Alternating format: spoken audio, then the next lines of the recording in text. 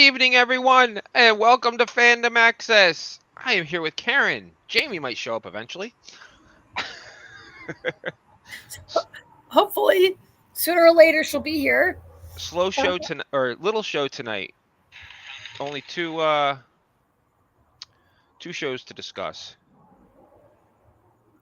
Well, yeah, two shows and maybe one movie. Um, Oh yeah, I forgot you guys were gonna. we watched Rebel Moon this week, but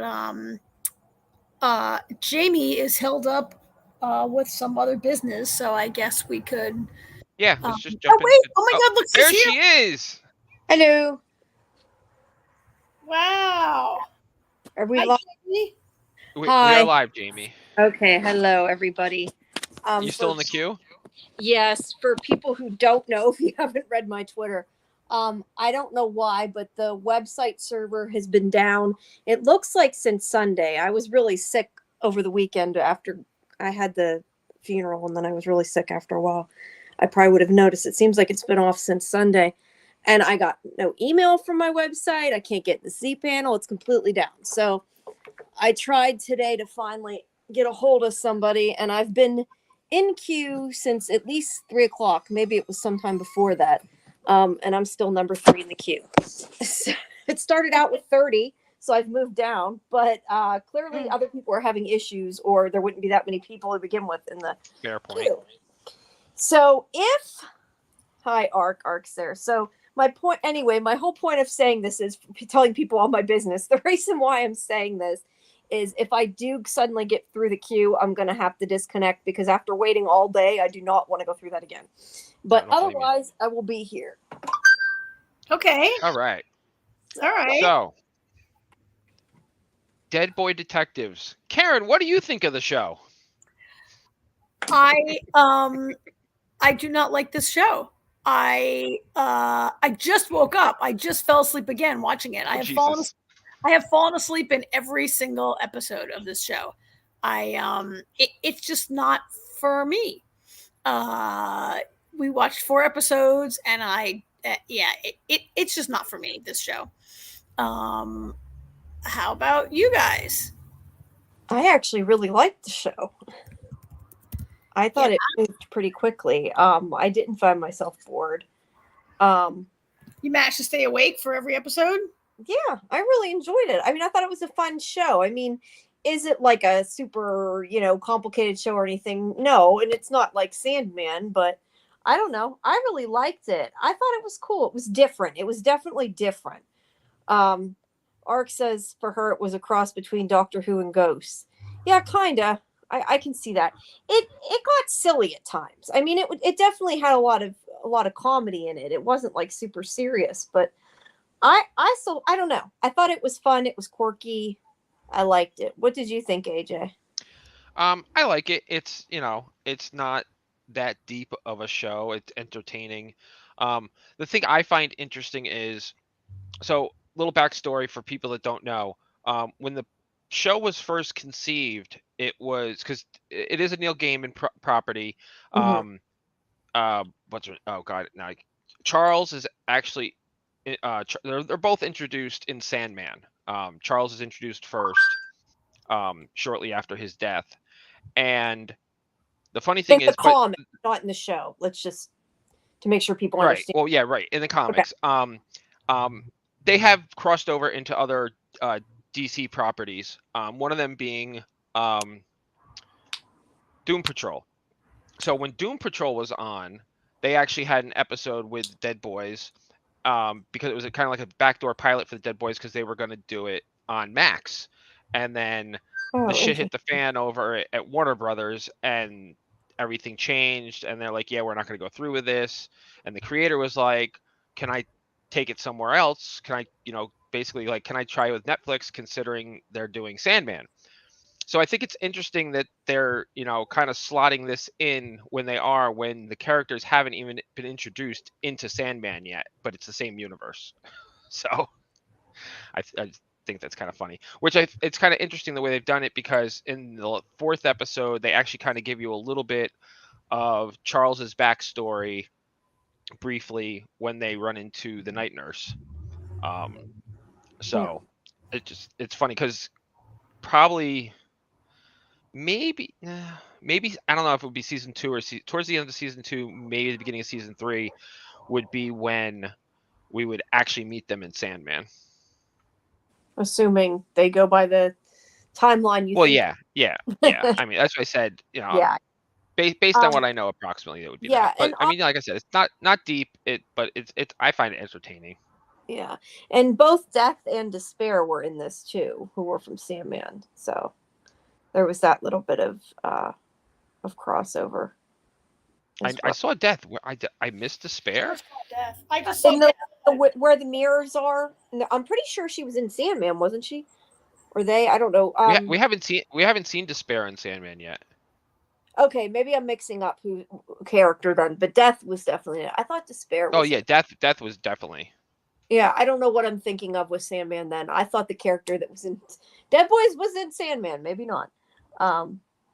But Death was definitely in Sandman because she played a pretty big part in Sandman. I mean, unless Despair's in it later and we haven't seen that yet because you've seen everything.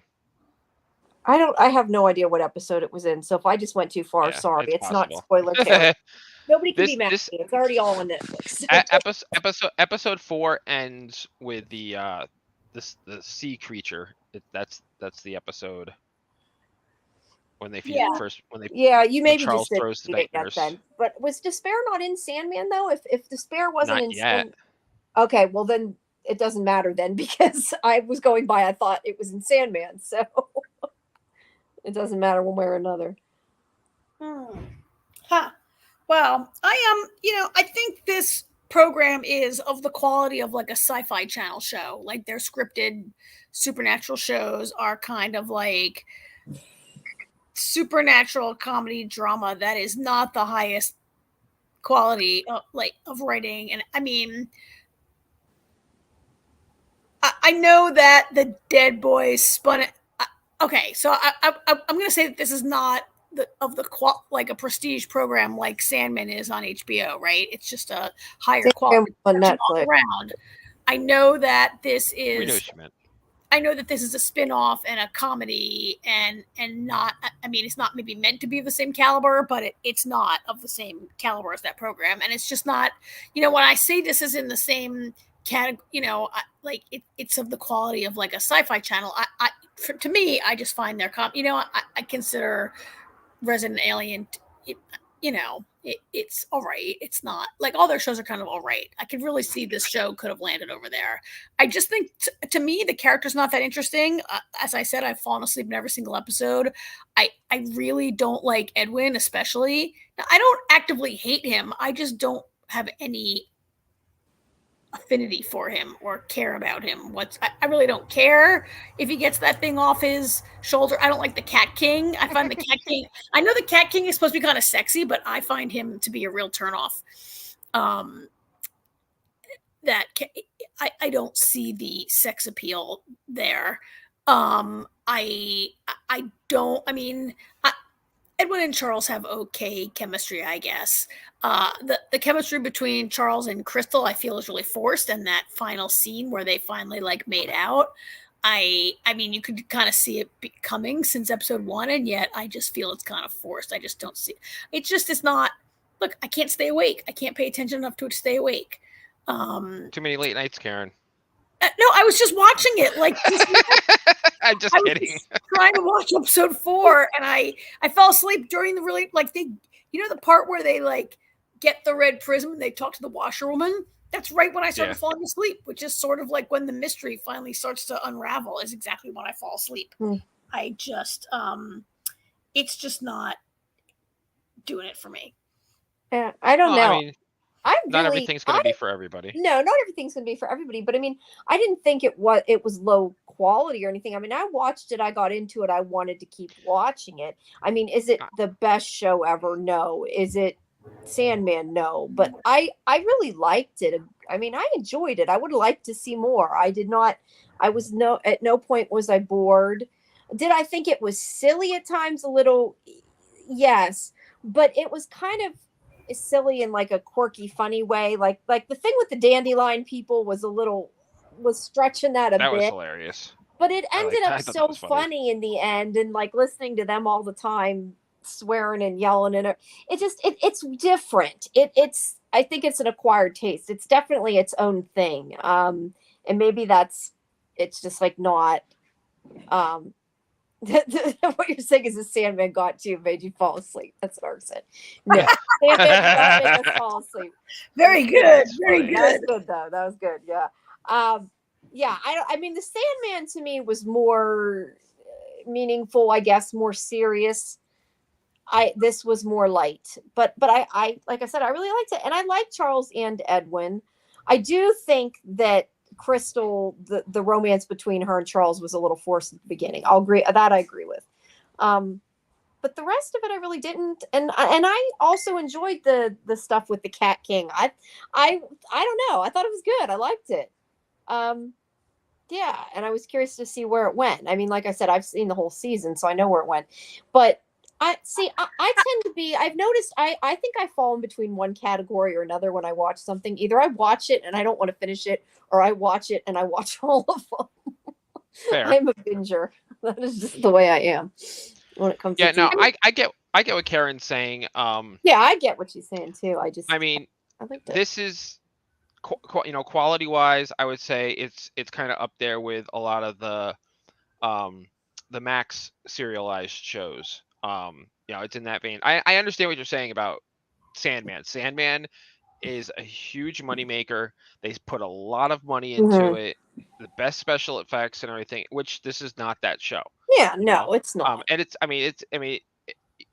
it's in the same world. I mean, a good perfect example is American Gods. It was a similar quality, another gaming product, So it's I would say this is on average par. Whereas Sandman is like that tier above. So it's really not something. Even though it's in the same world, I think the problem. Maybe you're. I mean, I understand you don't like it. It's not your cup of tea, Karen. That's fine. I get it. But I think maybe you're comparing it to the Sandman because it's in the same universe. I could be wrong. You know what I'm thinking of? It's kind of like Doctor Who in Class or something. Like I really liked it, but it wasn't Doctor Who. I mean, it was, but it wasn't. Yes. If that would be the best. Yeah, no, I agree. That's a good way to put it. Like, if you look at Doctor Who comparison, I might someday watch the Sarah Jane Chronicles, but it's not like, or Adventures, whatever it's called. I'm not like, ooh, she's part of Doctor Who universe, so I got to watch it. Maybe I'll feel differently when I see her in, the old, the original series. I'm almost done with season 1. It's more young adult, I guess, than I would say than Doctor Who. Did you see Class? We're getting sidetracked. I didn't watch Class. Yeah, you didn't watch I know Class. We're getting sidetracked, but what else is new? Yeah. It's not. But anyway. Look, I watched Class. I stayed awake for every episode. It is not that this. To be fair, I've fallen asleep in Doctor Who before, though, too. So I'm not holding this. I'm not holding this show to the level of prestige television, which is what really I think Sandman is. Yeah. That is not. I guess I haven't found the mysteries compelling. I don't find the characters compelling. So here's what I like on this show. I like Nico. Yeah, she's fun. I think Nico has been a good addition, and I like the way she interacts with the four of them, and I like her personality and like who she is. I like Jenny. I would like to see more of Jenny and see what she's all about. And I guess we have a little mystery with whoever is sending her like letters, right? I can't remember her name, but I like the witch. She, the screen is more interesting when she's on it. I like her. Do you guys remember her name? I can't remember her name. Did they ever say her name? I don't know. Maybe she's just the witch. Maybe they never have. I kind of like the administrator lady who wants to catch them and send them. The night nurse. I kind of like the night nurse. Yeah, I do, and I like her. The more upset she gets, the more I like her. She's funny. She's played by Ruth Connell, who was on Supernatural, and I absolutely loved her character on Supernatural. So I always enjoy whenever I see her in something. It's funny because she actually always kind of, maybe it's her accent, but she always seems to kind of play very similar characters. Oh yeah. So she's never like anything I've ever seen her in. She's never like a good guy or a bad guy. She's always kind of in between. Yeah. Yeah. I mean, she's, and that's interesting you say that because she's not. That's like she's so far she's a person who's got a job to do, right? She's not a bad person. She Ark likes her too. Yeah, Ark likes her too. Yeah. I do not know if I like here on the far right is the new guy named the guy that the witch made out of her crow. It's just like the crow. Yeah. He made him out of her crow, and he has a name. He introduced himself, and I forget what it was. It's Monty. Monty, yes. And I do see, Charles's reaction to him and Nico's reaction to him. I mean, that I just saw a little more zip going on there. Maybe one thing I don't really like is this, maybe one thing I'm not responding to with the Cat King is the way he's coming on to Edwin, and Edwin like steps back, and is Edwin in love with Charles? Does Edwin, when Nico's like, do you want to kiss the Cat King? Do you want to kiss Charles? Do you want, like, this repressed homosexuality that they're dancing around maybe feels a little retrograde to me. Like, when was this comic book written? Like 20 years ago? I think it's the point that he died in whatever it was, 19 whatever, something like that, where that's how it was. And I think that he died in like 1921 to something like that. Yeah, so he doesn't know how to, I guess, express it because he's never seen it out in the open, I guess would be the way I would say it, is how I took it. Like, he's struggling with it a lot. Okay. That's fair. I get that. I guess because I wasn't awake, it was hard for me to fully grasp that.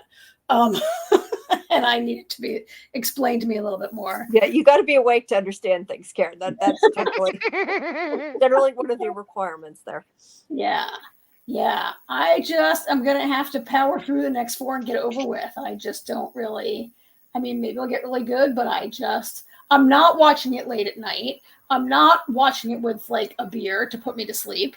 I'm like attempting to watch it during daylight hours and just can't. So hopefully it'll get really zippier in the next few episodes.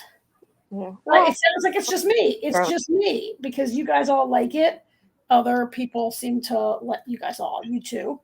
Yeah, that's fair, though. How many times have I stopped or not even started watching a show that you guys were watching? Yeah. Everybody likes something different, so it's okay. But yeah, maybe you'll like their end better. I guess we'll see. Although I think by now you probably got a good idea whether you eat about it. Yeah, Ark says to get some Red Bull. Yeah, brew up a bunch of coffee and just power myself through it. Yeah. So let's delve a little bit. We don't got to go deep into it, but maybe into each episode a little bit. The first episode is mostly the introduction, I think, and learning who Crystal is and the demon. I'm trying to think, was there actually a case in the beginning, or was it just her case of getting her? I think it was just her case of getting David out of her, and then Charles wanting her to stick around, and Edwin Edwin didn't really want her around for like really the whole first 2 episodes. I think he didn't he just has his one friend and he doesn't want to share him. Yeah. That's what I was gonna say. So that one was more introduction. The second one was the one I said was a little bizarre with the dandelions. Is every time she sees Nico, there's like, I thought at first she had a crush on her. I wasn't sure what it meant when like all these colored lights are coming out of her, and it's supposed to be that these dandelion things that they want attention. And yeah, Ark was saying Edwin is jealous. Yeah, I think Edwin is definitely jealous. Not necessarily because he has, romantic feelings or anything, just jealous because he's been his best and only friend for so long. The first case was wait, when was the witch? Wasn't that the first episode also? Yeah, it might. Yeah, you're right. It probably was Saving the girl. Episode. Yeah. But like I said, it was kind of introducing the characters and that. And yeah, the witch, that's right. She went into her and saw Lilith in her mind because she's psychic and can see what's going on. And we find out that they can possess people in that episode. So they don't usually do that because it can cause problems, which is how the night nurse finds them in the first place. Yeah, that's what put them on the night nurse's radar in the first place. Yeah.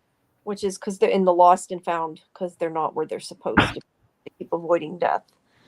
So then, like I said, the second one is the dandelions, which is the little I don't know what they're called. I'm just going to call them dandelion people, but the little I think they were pixies. Pixies, yeah. That they trap in a jar and annoy the shit out of. Who annoys the shit out of them, to be fair.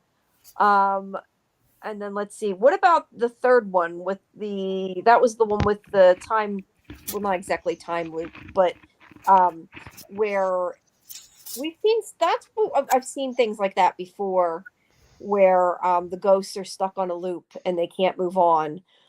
We've seen that it's not coming to my mind what it is we've seen it on, but I know we've seen it before. We've seen it on Surreal Estate for sure. Oh, that's true, yeah. But I think the idea that he could get pulled into the loop because of his trauma, I thought that was kind of an interesting, twist to it. I mean, I don't know. You would think watching a guy kill his family with an axe over and over and over again would be something that I could stay awake for. And, and I couldn't. I fell asleep during all of that axe murder business. Did you see really the thing with the monster in the wall that attacked him? Did you see that part, or did you sleep through that too? I think I slept through that. I woke up and it was solved, and I was like, "Should I rewind it?" And I was like, "No, I don't care. It's just solved. Whatever." They solved it by taping over the videos that he was making of his daughter. Right? It was total creepo. Well, he had cameras in the whole house. Yeah. Yeah, and basically he found out he was upset about his daughter leaving. It wasn't about his wife. It was about her leaving for college. But there was I forget, what was the demon that was in the house, though? Because there was this really creepy faceless demon. I can't remember. It was, it feeds off fear, maybe? Is that what it was? Yeah, maybe, something like that. But it had jumped out, and they had to get past it as well, and right when she was trying to do so, they had to be real quiet, and that was when David came and tried to brute force his way in again. Well, I think that demon thing, I think that's gonna come into play later, because that was no point in the introduction if it's just gonna be for 30 seconds. I don't know. Maybe it's part of the comics and it was a reference or something. I have no clue. David's kind of boring. David's just not that scary. He's mostly just annoying, right? David, sorry. I'm sorry, but David is every now and then he pops up and he's like, "Oh, let me back inside your body again." And she's like, "No." I mean, I guess he's going to probably try to possess her again before the season is over, but I find David to not be a very menacing threat. It's more of a distraction to the case, I guess. That's fair. Yeah. And then the fourth one is the lighthouse, which is calling people to look like their loved ones are calling them off the cliff, and they're jumping in, and you find out it's because of a big fish. Lamprey. I can't think of what they're called. Is it a lamprey? I don't know, but it's like a humongous fish, the one with the light bulb on its head that dangles, and I'm trying to remember what I've seen that thing in. I've seen one of those fish in something else before, and I can't remember what the hell it is. Yeah, it's in a lot of things. I'm thinking maybe it's not. For some reason, I'm thinking lamprey, but I don't think that's the name of the fish. No, that's like a snake-like fish. It's definitely not that. So don't listen. I can't help you because I slept through it. I woke up and it's one of those things that look like a that it got really big jaws, but it has a thing that comes up off its head with a little light that. Oh, like an anglerfish. Anglerfish. That's what I was looking for. Yeah, it's like a humongous anglerfish. But anyway, the point is Charles gets mad and he throws the night nurse into the stomach of the fish. Which was a brilliant idea, and it's funny because everybody's like, even Edwin's like, that was extreme, and I'm thinking, no, how have none of them thought about the fact that she's not alive? Yeah, she works in limbo or wherever you want to call, you know what I mean? So she's gonna come back. It's not like she's gone. It's not like they killed her. Yeah, it's not like they murdered her. Yeah. Yeah, I mean, she'll be back. She's it can't be that easy to get rid of her. And yeah, she's not alive, so she can't be killed any more than like Charles was killed when he was attacked by the hatchet murder guy. Although that was a little more complicated, right? He became sort of like stunned. The loop. Yeah. And then part of the loop. And, we learned part of his backstory. He comes from an abusive family, I guess, basically. His father was abusive to him. Although I was like just waking up then, so I'm not sure if I missed the details or did they not give any real details on that? I don't know. They actually gave the details in episode 4.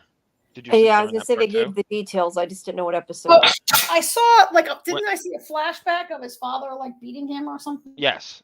Yeah. There's your details. Okay, there's my details. But I don't really. He was just a bad guy, right? Yeah. That's it in a nutshell, bad guy. Yeah. So I mean, well, it's only 8 episodes. They're not going to go deep into it. It's not going to get that, Right. It's like I wonder. Well, it's kind of important because no, it's important. I just mean they're not going to go like super deep dive into their backstories because this isn't that show. No, it's not. Yeah. Yeah. I guess that's those 4. So that's the first half, and yeah, I don't know. I liked it. A lot of people I know do, but Karen, that's fine. You don't have to. You don't have to like it. Not everybody will. We won't even hold it against you if you don't finish it. Yeah. I mean, it's been a long time since I had this kind of react. There are shows that I don't really love, and I fall asleep once in a while. But you know what? You watched the Walking Dead. I watched all of every part of The Walking Dead, and I stayed awake. But for this, I just can't do it. It's been a long time since there was a show that I fell asleep in every single episode. It's okay, Karen. Ark loves you anyway. I'll be more interested in something else soon, I swear. Yeah. It's all right. But there we go. We'll do the second half of it next week. At least me and AJ. If you can't manage it next week, Jamie and I'll just finish it up ourselves. That's okay. Yeah, sounds like a plan. Fair enough. All right. So, all right. Anything else, Jamie, before you head out? Yeah. What was I gonna? Let me lose my train of thought when you said that. Oh, Sorry. Did you guys ever watch Spiderwick? Because we talked about it and then we didn't really talk about it. I was curious if you guys ever watched it. No, I forgot about it. What network is it on? I might not have it. It's on Netflix, isn't it? No, it's on Roku. I don't have Roku. But it's on Roku. I don't have Roku. Yeah, I don't either. Well, I don't either. But maybe that's why I forgot about it. Yeah, watch it. Free. I'm honestly not sure. I know some stuff on Roku is free. You'd have to. Yeah. Jamie, I did watch Rebel Moon, as you know. I know AJ probably doesn't want to hear about it because he's waiting. No, go ahead. I'll turn my volume down. It's been on quite a while ago. I know we got behind talking about it, but it was on like the middle of last month. So we can. Well, I mean, it came out like the second half of April, I think. Yeah. Right. So that's time enough for everyone to watch it, I guess. AJ hasn't even seen part 1 yet because he's waiting for the director's cut. I did not think the first movie was a good movie, and I did not think the second movie was a good movie. I am just not a Zack Snyder person. I know, Jamie, you liked it a little more than I did. Yeah, I wouldn't say I'm necessarily a Zack Snyder person either because I don't usually watch like the DC movies and stuff. But I mean, I enjoyed it, but it was more like a like you said, the other thing, like a Sci-Fi Channel movie, like it wasn't like this huge. I think they put a lot more money into it probably than it feels like. Like it wasn't, the script wasn't that great, but I liked it. Didn't necessarily love it. I thought it was a fun action flick. It didn't have a lot of like point. Not, I don't want to say point. That's not the right word, but like it wasn't deep, I guess is probably the best way. Where am I? Like more, it's like more of a superficial movie, I guess is how I describe it. But I liked it for what it was. I thought a lot of the writing was so Zack Snyder wrote, directed, produced, and was the director of photography. Which on the one hand, let's be generous and say, wow, he really had a vision and he took control of every single aspect of it to get this movie made the way he wanted it. Yeah. The other part of me is like, I'm sorry, but no person is an expert at everything. And like, I mean, Zack Snyder is mainly he's a director, isn't he? A director, yeah. I mean, as for the DP part, I mean, the visuals were actually... Yeah, the visuals were good. The visuals are pretty good. The visuals were more of a highlight, I think, of this, so I'm not a fan of Zack Snyder's, like, he falls back on slow-mo a lot, right? And I'm just not a fan of slow-mo in general, and particularly when it is to like drag out violence or a fight scene that maybe some of the fight scenes were really okay and I don't think needed slow-mo to enhance them. Like the fight scenes were actually pretty good, some of them. The dialogue was there. I mean, there were times where I was like rolling my eyes that this is just not the way people speak. But it was like,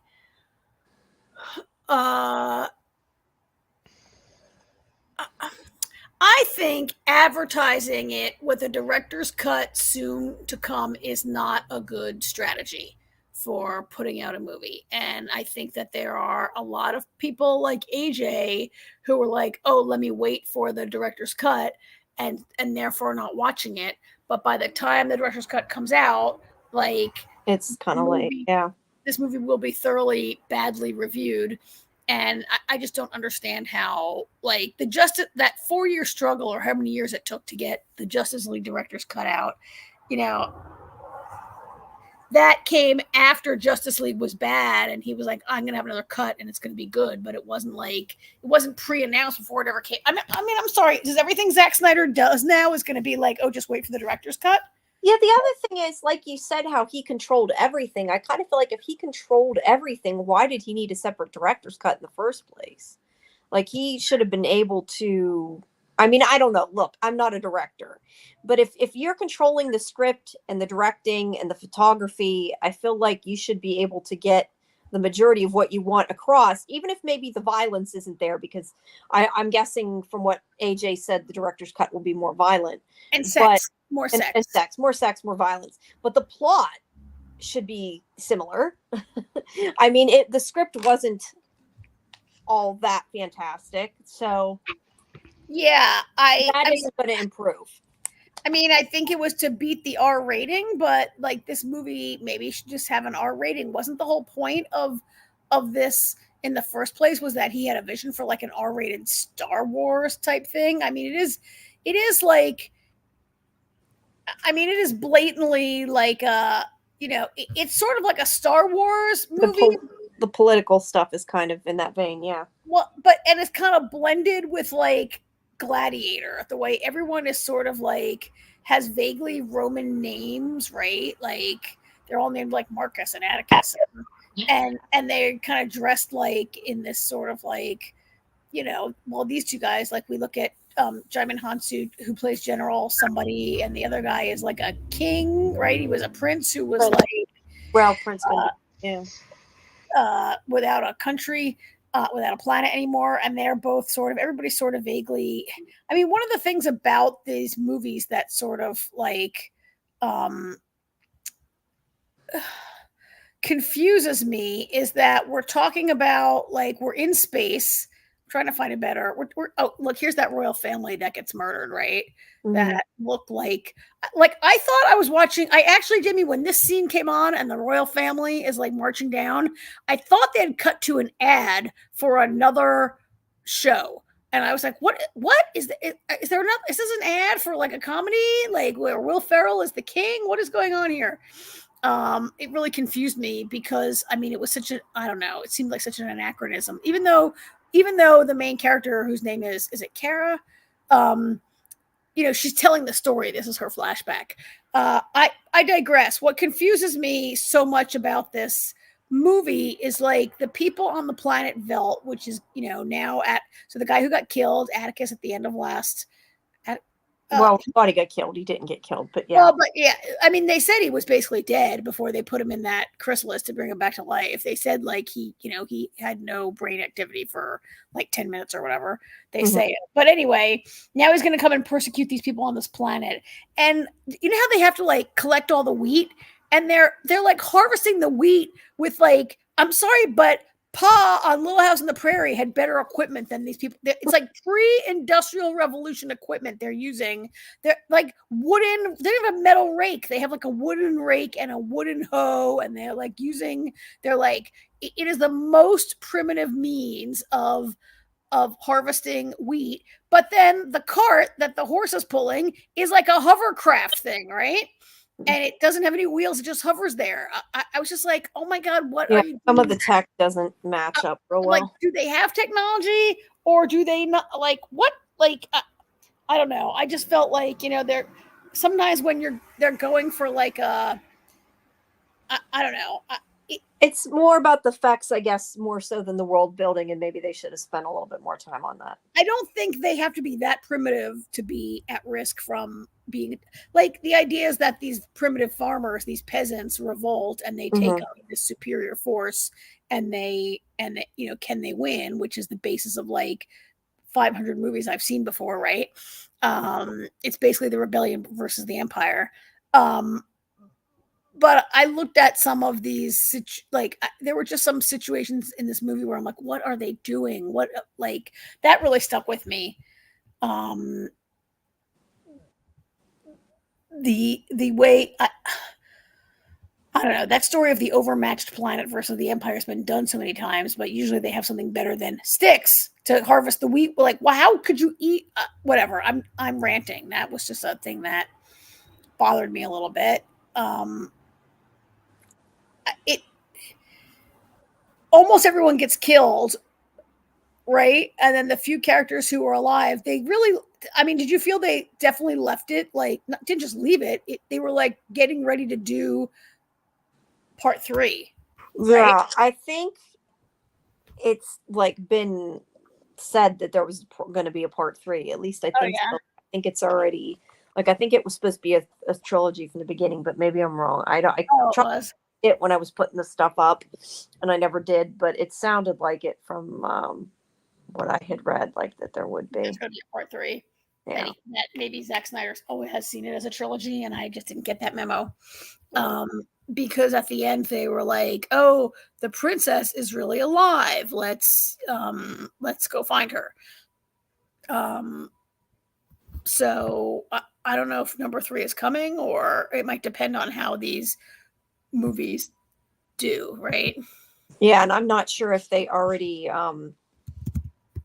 like agreed to do 3 or not. I'm honestly not sure. And I'm not sure what the ratings were for these either. I mean, I'm going by how we feel, but I'm not sure how well they actually did. I mean, they put a good bit of money into them, so I have to assume they're helping some. But then again, we don't even know. It's come to think of it, Netflix doesn't even give its ratings anymore, so we probably never will know. Yeah, they don't announce them, so yeah. We'll never know. So yeah, so Zack Snyder, so I just pulled up the first story that I found, was on Screen Rant, and they reported when did they report this? I don't know, but they reported that Zack Snyder, you know, already has the story for part 3. But it's not, I mean, I don't think it's completed at all, but no. But I guess what I would say is that Zack Snyder confirmed that he's got a third story, but Netflix has not picked it up. Maybe picked it up or said anything about it. So it could be, since they haven't made it yet, it'd be a far way away. Zack Snyder's still writing it, according to what I'm reading on Screen Rant. So who knows how long that would take or what would happen, right? Yeah. But obviously Korra would be the star. And I guess Jaimin Hansu is still alive. He's like the only person who lived, pretty much, right? Yeah. General Titus. And then the robot, which Anthony Hopkins. So I don't remember the. Through this whole movie, I was like waiting for the robot, right? The robot is in part 1 a lot, and he's like not in part 2 at all, basically barely until the very end where he like leaps into action. And I gotta say, I really would like, I'm gonna have to see if I can do some Googling and find out, how did they get Anthony Hopkins to make this movie? Probably Zack Snyder. That's probably the answer there. I guess, but do you think that Sir Anthony Hopkins has like a deep desire to work with Zack Snyder? Not necessarily, but I mean, they probably assumed these movies would do a lot better than they did. The other thing is how much work did he really do for it? I mean, it was probably like one after work. It wasn't that many lines. Yeah, I mean, that's probably, he just did a little voice work, right? Yeah. I mean, because he's got 2 Oscars. Yeah, 2 he doesn't need to do a Laurence Olivier Award, the Cecil B. DeMille Award, which is a Lifetime Achievement Award, right? And he's a sir, he's a knight, the Queen. Like it isn't something he needed to have on his resume. Let's put it that way. Yeah, right, and he's 86. But you're right, the voice work is not. Yeah, probably one afternoon. I mean, yeah. Who knows? Maybe he likes Zack Snyder. I mean, we don't know. We don't know, yeah, but I was like, I mean, Jaimin Hansu, great actor also, but he does make a lot of movies and a lot of like space action movies, type also. stuff. Yeah. Action type stuff, yeah. So, well, at any rate, if you did like the movie, I did put up the interviews for this quite a while ago. I do think the interview that I said that with Ed Screen, I don't know how to pronounce it, talking about being naked in the chrysalis, I thought was an interesting interview though. Yeah. It's still good, even if the plot maybe wasn't around it real great. The scenes were good. So, and it was a good looking movie. I mean, it does have good effects. Like I said, it's one of those movies you can sit down, you can watch the action. It's just kind of light on story, I guess, is the best way to. Yeah. Light on plot, heavy on effects and fighting and that kind of thing. It's got these big guns and lots of, that kind of thing, then you might be. That scene where Korra like plants the bomb in the dreadnought in the big ship, and then she's got to like fly her little shuttle out for them to try. Like, that was pretty good. The effects were pretty good. The production values, it's definitely high production, are decent. They,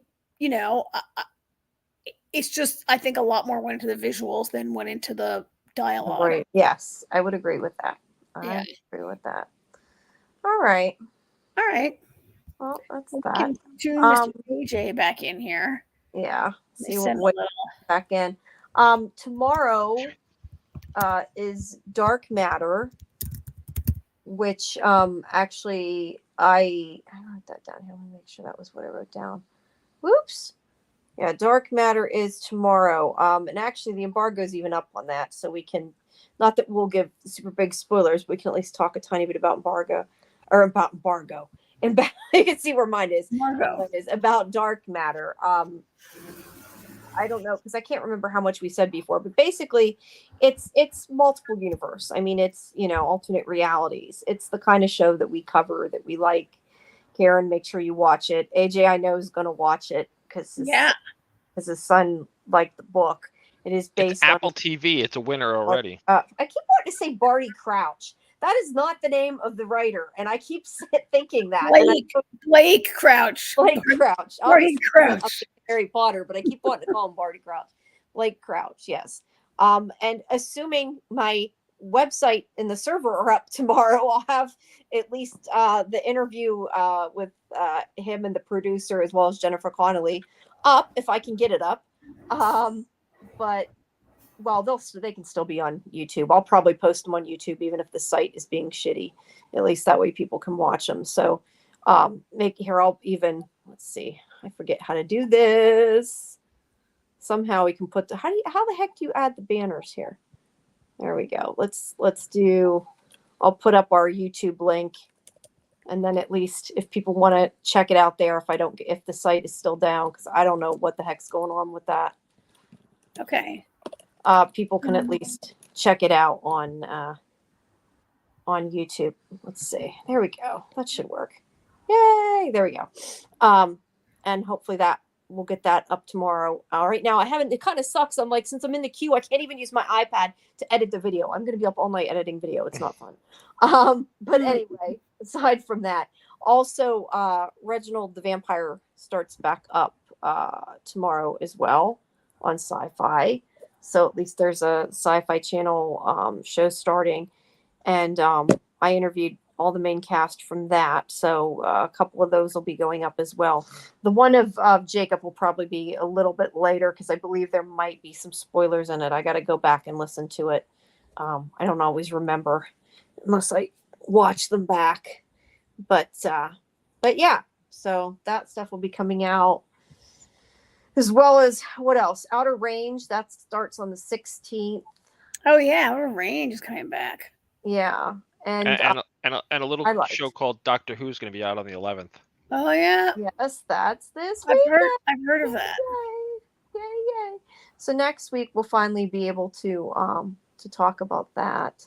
I won't be here probably, but you won't.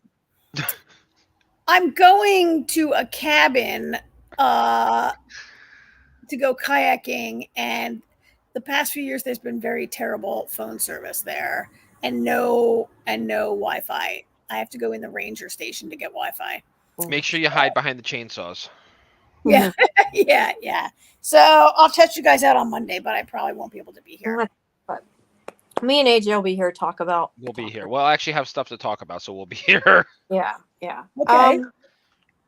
And yeah, I don't think I finished it. I know you guys probably don't watch Acorn at all, but Harry Wild is coming back. And I have an interview with Jane Seymour next week, so that's cool.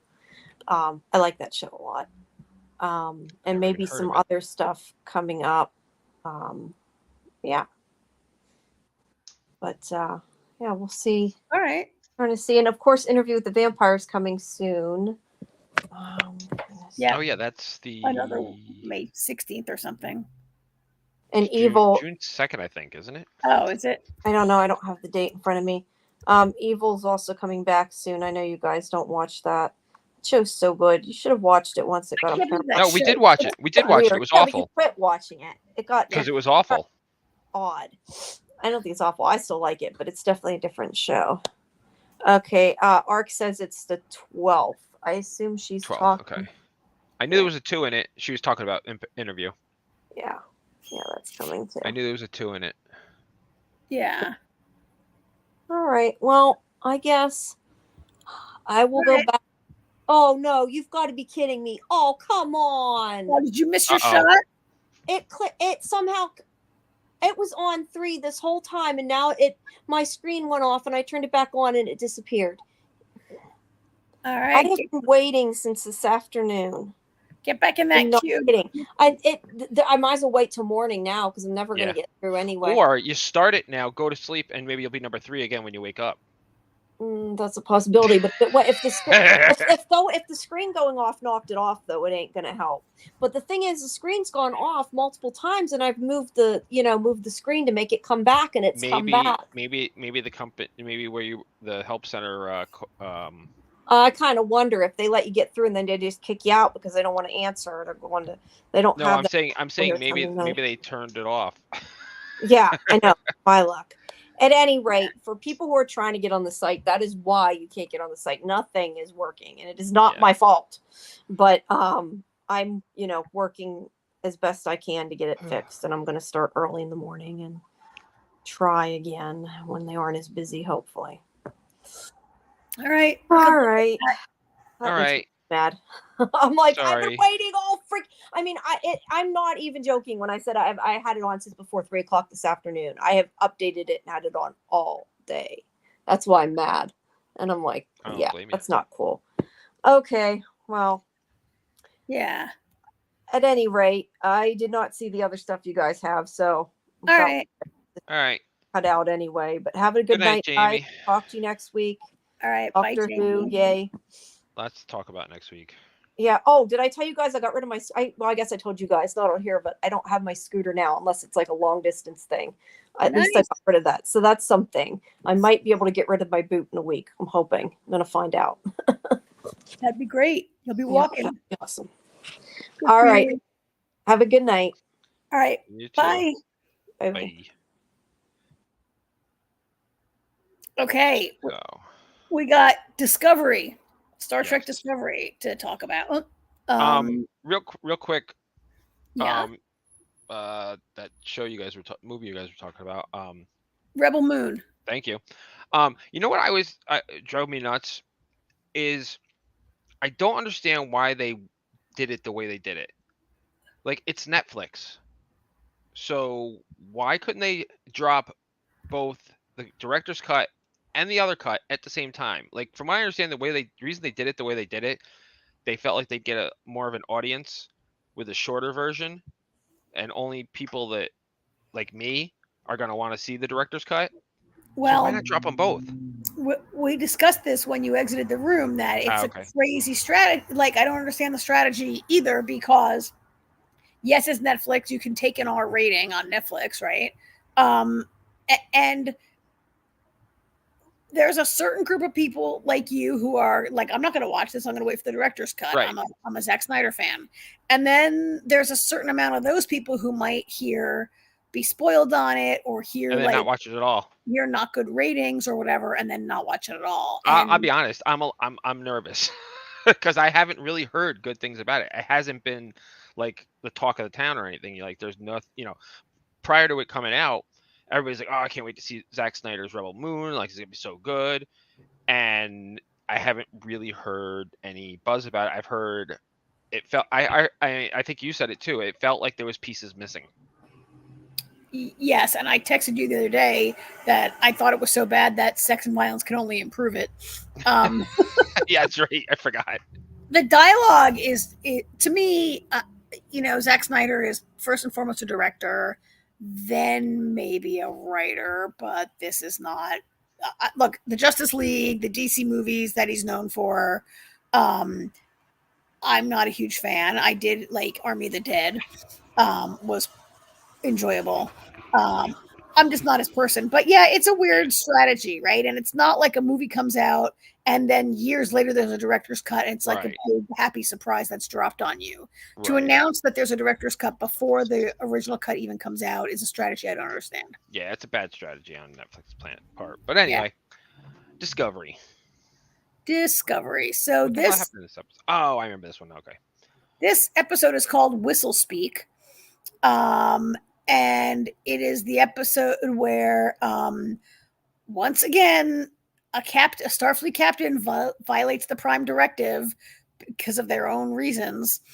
And so they violate the Prime Directive by going to this pre-warp society that speaks in whistles, but that goes away because of the translator, right? Anyway, the main thing is that Tilly and Michael have to go in a foot race to get to the MacGuffin. It was actually, so my synopsis sounded terrible. It actually, I thought, was pretty okay episode. Art didn't like it. Actually, she didn't say she didn't like it. It just wasn't one of her favorites. I felt it was okay. Honestly, the stuff on the planet, I know is the A story. I felt like the B story was better. I felt like the stuff with Book and Hugh, I thought was much more interesting. Yes, and I don't have a picture of them, so I'll just put a picture of Paul and Hugh on the screen right now. Well, Paul was in it too when Paul wasn't not getting it. what Hugh was trying to tell him. And that's something I hope that there's more of this season. I feel like we know they're a couple, but I feel like they don't get enough screen time together. Like it's like always like one or the other. We never see them working together anymore. We never see them, That's kind of a good point. And they had like good scenes. Like, you mentioned like Hugh tries to explain what happened to him. Paul's not getting it, but it wasn't bad. Like Paul was like very kind of supportive and like, yeah, he was a very un-Paul like, right? Like, this is but after it's growth. It shows growth on Paul's part. Yeah. Well, and this picture is like after the brain scan, and he's like, "Look, you're 100% okay." And then, then Hugh's like, "Well, then it must have been like a spiritual experience." Like, and in this scene, Paul's like, "Look, just enjoy it. Just like, so it's yours. Enjoy it. Nothing's wrong with you. Don't worry about it. Just like it has Hugh in a really good mood ever since he went through this thing on Trill, right?" And I thought, like, to say that Paul doesn't get it, like we don't mean that as like that's a flaw of Paul's or a bad thing. He's just not. Nobody can get it except maybe Adira. Yeah. Which it's interesting to me that he hasn't discussed it with them yet, but maybe that's coming. That is good. But I thought the conversation with Tilly was pretty good too last week. Yeah. Yes. I like that too, Ark. She says she liked him getting advice from his grandmother. Oh, yeah. And it was so funny because Artie goes, his grandmother's still alive? And I was like, it's a hollow projector. I'm like, dude, we're watching Star Trek, man. Yeah. And he's like, oh, yeah. I was like, and then I said it was funny too because at first he was like, "Wait, is that his mom?" I was like, "It's his grandmother." I was like, "It's like no wonder you failed." I was like, "No wonder you didn't do very good in Spanish." He doesn't know Abuela. I was like, "Didn't you hear him say Abuela? Come on." Oh, he took Spanish. Those were good scenes. I mean, it's interesting how they set it up that Starfleet is working on this sort of mental health app that would be your loved ones talking to you. That is pretty cool. It's funny. I just saw this show on PBS last night about astronauts going into deep space, and so I'll make this fast. In order to send astronauts to Mars, we have to solve the isolation that they will struggle with being away from their families for years, right? And it talked about like different ways they're trying to use like technology and AI and other kinds of things to try to figure out how to create a connection that can't exist because there can be no real-time communication on a mission to Mars. It was kind of interesting. It was Star Trek ripped from the headlines this week. Ooh, we have another voice in our chat, Tanya Mercado, who is apparently waiting for the whole season to drop. You know what? I can see that. There's wisdom in that. Particularly as this season is like a, it's a treasure hunt across the galaxy, right? And each episode builds on the last, and it could be fun to watch them all in one big binge or in a couple days binge or whatever. Some of the things that we think drag a little bit, like a lot of people thought last week's episode dragged.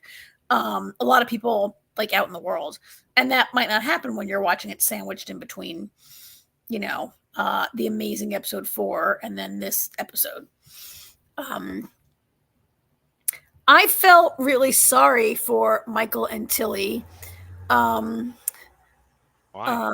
Because they had to like not drink any water and basically run a marathon, and it was like not at all what they, when Michael's like, well, we have to break the prime directive, we have to go down there and get this thing, and it turns out they get way more than they bargained for, and they have to go basically run a marathon, right? I mean, we don't really know how long it is, but it was really, really far. And it turns out that it's like this big, like religious ritual that they do on this planet every time there's a drought. And people are coughing, and they're coughing up dust, and right. And well, that's what that cube was. They basically ingested dust. That was the whole point. Yeah. And then at the end, when they're almost near the finish line, and the guy's like, "Oh, you have to carry a bowl of water and not drink it while you're running," and dying of thirst. It was definitely a lot more than they bargained for. Well, I knew there was going to be a catch at the end. I knew it wasn't as clear cut as this guy. It never is. Yeah, it never is. I felt like he knew more than he was letting on the whole time, but apparently not. He does now. Yeah, I wondered if he was going to even know that the towers were alien were not like a different gods, but were alien technology. And even like his daughter, like he's going to let his daughter die at the end, right? He did know more than he let on. Like he knew that basically the winner was a human sacrifice. Well, everybody knows that. Everybody knows that except for Tilly and Michael. Tilly and Burnham don't know that. They're like, we're gonna win. And then Tilly gets there. They get in there, and Tilly's like, "Uh-oh, this is what'd you think about the whole Prime Directive of it all?" It went exactly where I was expecting. Have you met a captain yet who doesn't break the Prime Directive? Yeah, every captain breaks the Prime Directive. Even Picard breaks the Prime Directive. When it suits them. They always break the Prime Directive when like I think the Prime Directive is breaking the Prime Directive. Yeah, right? It's like the Prime Directive is like Chekhov's gun. If you're going to mention the Prime Directive, it's definitely going to be broken before the episode is over.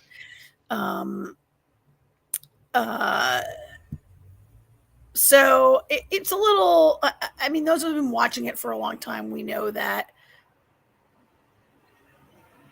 there's no real consequences for like the Prime Directive is the Federation's number one thing, and no one's ever really had any real consequences for breaking it, right?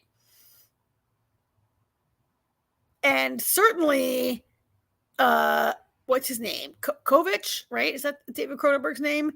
I mean, he definitely will be. I mean, that he'd be like, "Yeah, break it. I need to get that thing. I need my MacGuffin. Go and get it. Break the Prime Directive." Because they're trying to, by the end of this episode, they have 4 of the 5 pieces. It's in the little picture. One more. It's in one of these. There it is. It's here on the table. It looks like a tiki cup there on the table. That's it, right? That's the first 3 pieces. Now they have 4 at the end.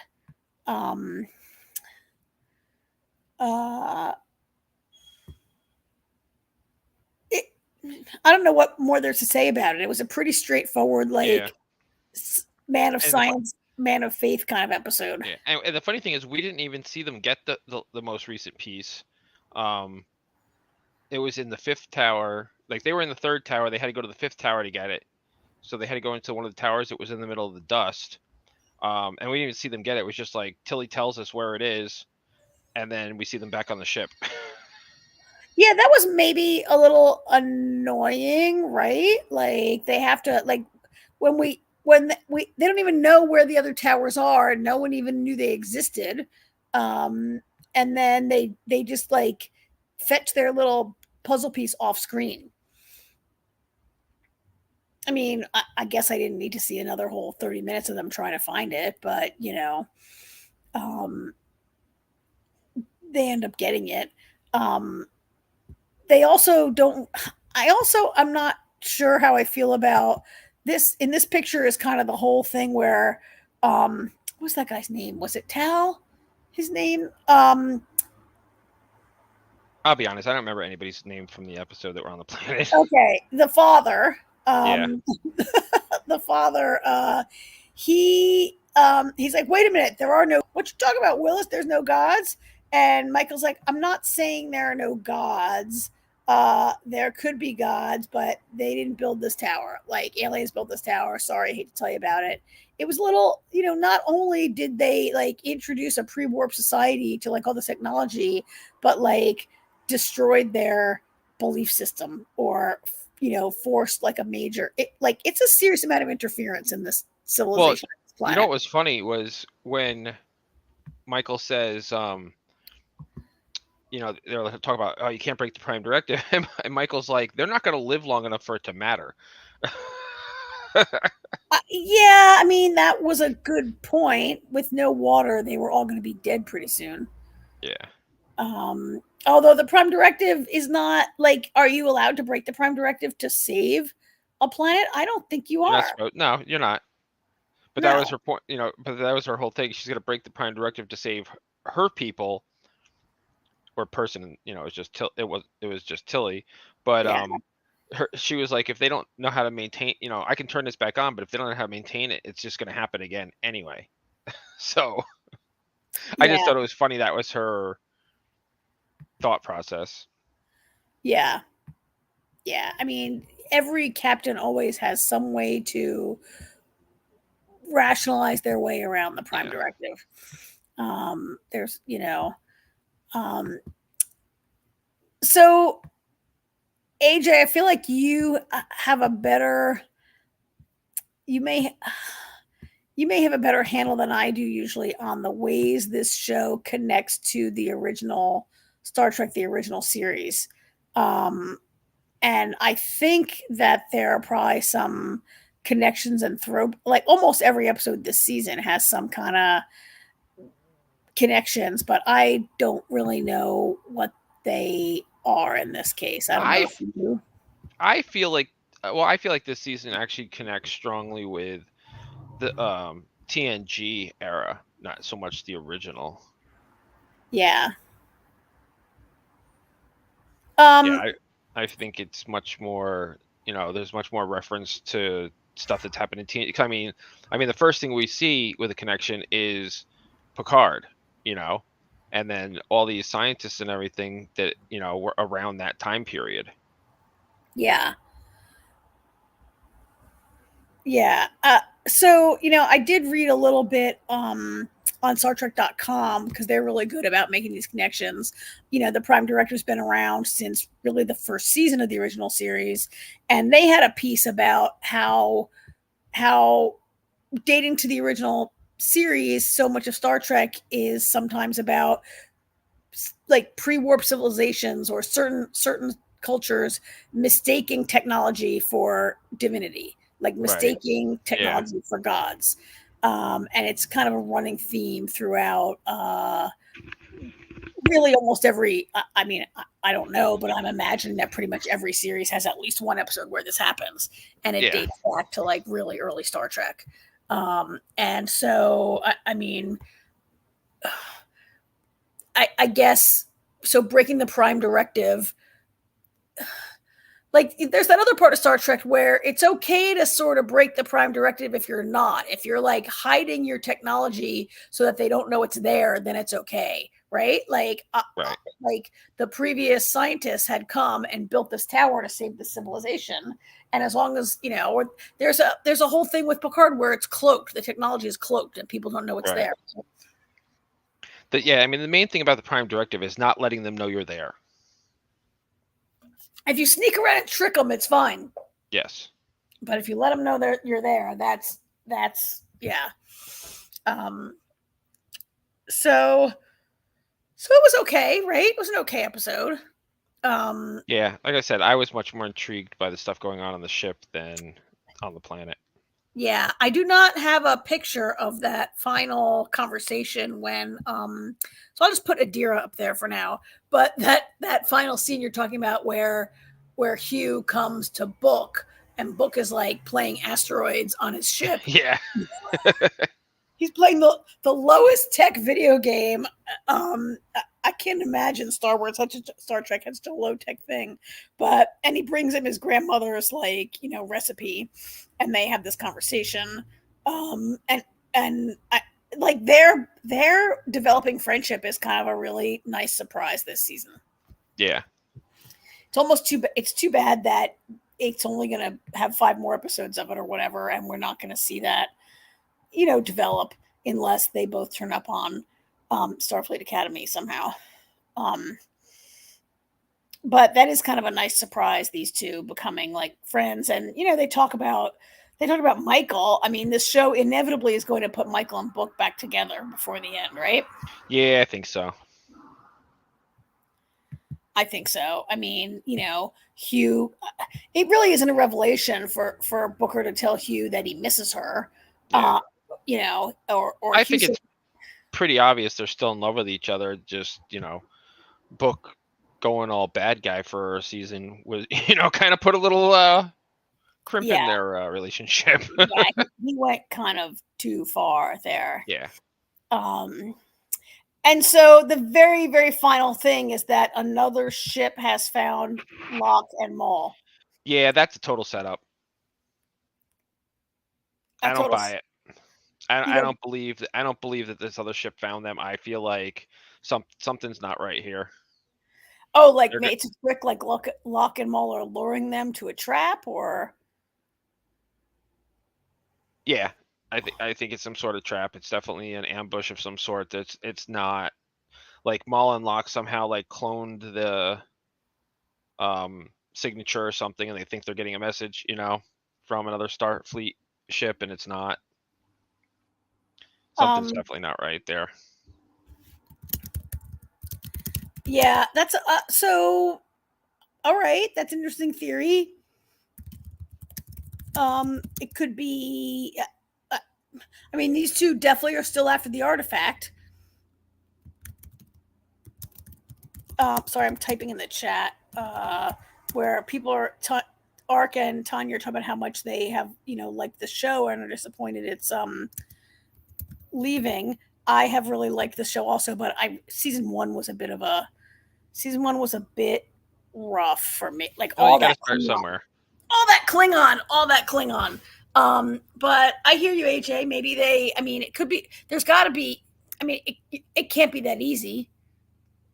I mean, given the era where they started, you had no choice but to cling on it. Yeah. I mean.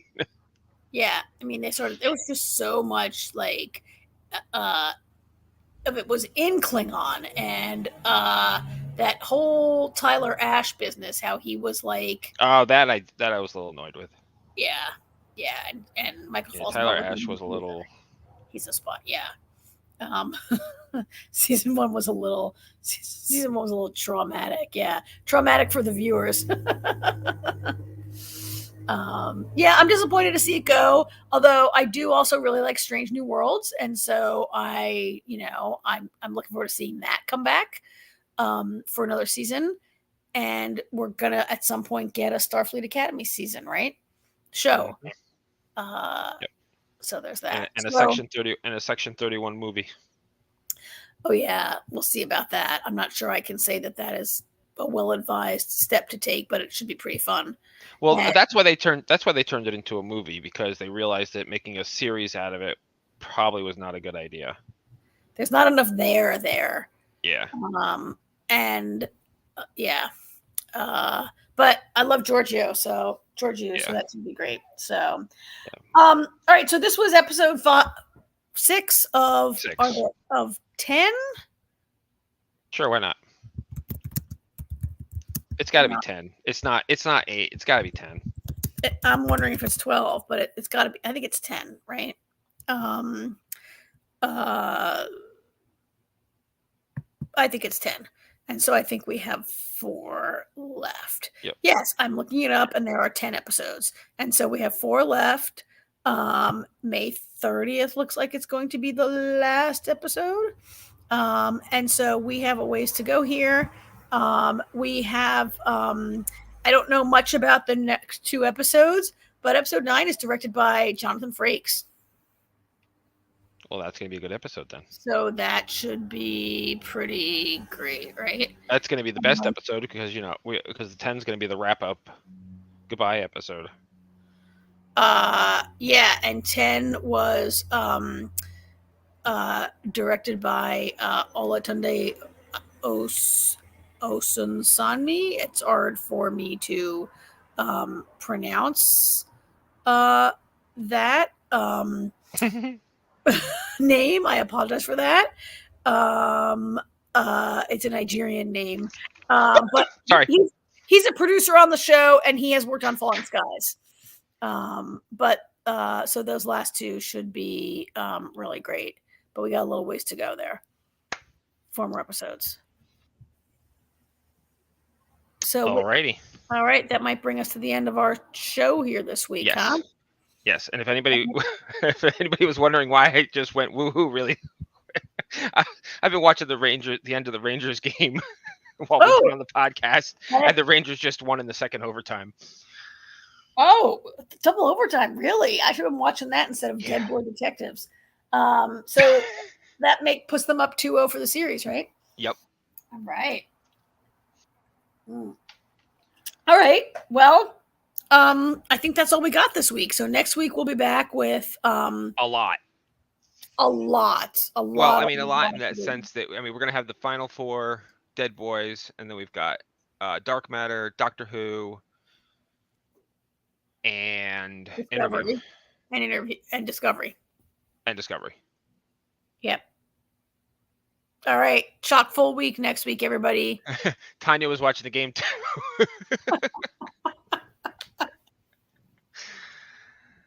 All right. Now I got to make sure I watch the next one. See you next week, Ark. All right. See you next week, everybody. Ark, thanks. Tanya, thanks for joining us. Yep. Yes, Tanya, thanks for joining us. It's nice to see a new face. Yeah, and thanks to everybody who's watching us on.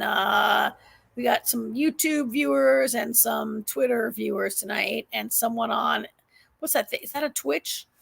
So thanks everybody for joining all the different media we got out there. And I will try to call you next week from my little cabin in the woods. Uh-huh. Okay. Yeah, well, I'll be here next week. All right. Karen's gonna be off frolicking again. Yep. Got to do it while I can. All right. All right. Thank you, everybody. Bye. Good night.